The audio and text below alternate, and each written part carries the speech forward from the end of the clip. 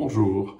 Alors c'est dans le livre de la Genèse qu'on trouve l'arbre de la connaissance du bien et du mal, un des 4 arbres dont je vous ai parlé.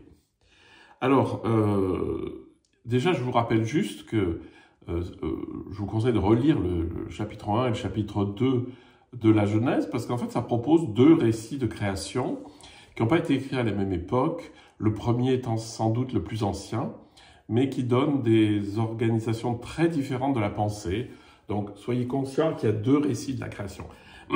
C'est dans le deuxième que Adam et Ève vivent dans ce qu'on appelle le paradis. Paradis, ça veut dire quoi? Ça veut dire le jardin d'Éden, c'est-à-dire ils étaient parfaitement unis à Dieu, ils étaient parfaitement en Dieu. Ça correspond à ce que chez Maître Eckhart, on va dire, la vie en Dieu avant que je ne sois ce que je suis, c'est-à-dire être Dieu en Dieu avant d'être incarné. Et donc, l'Éternel Dieu donna cet ordre à l'homme: tu pourras manger de tous les arbres du jardin, mais tu ne mangeras pas de l'arbre de la connaissance du bien et du mal, car le jour où tu en mangeras, tu mourras. Alors on a beaucoup interprété ça comme une injonction divine, alors que c'est juste Dieu qui prévient. C'est-à-dire qu'à partir du moment où vous connaissez le bien et le mal, c'est-à-dire où vous êtes capable de faire des discernements, vous allez vous incarner. C'est-à-dire c'est le passage dans l'incarnation. Et évidemment, s'il y a incarnation, il y a la mort. Et il y aura ce qu'il y a derrière, c'est-à-dire non pas une menace, mais le fait que la vie, c'est pas facile et que on enfante dans la souffrance, que le travail est difficile, qu'il y a de la souffrance et la mort à la fin.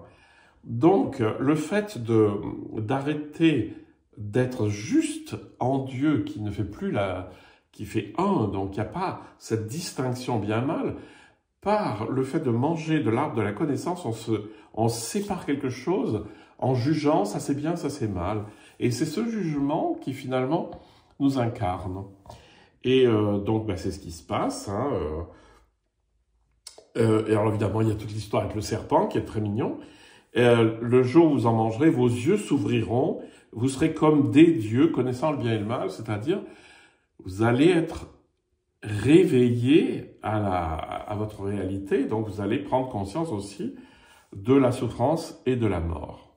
Et donc là, ils connurent qu'ils étaient nus, c'est-à-dire, évidemment, c'est pas de la nudité physique qu'il s'agit, mais ils connurent que finalement, ils étaient très imparfaits par rapport à ce que Dieu est et ce qu'ils étaient au sein de Dieu.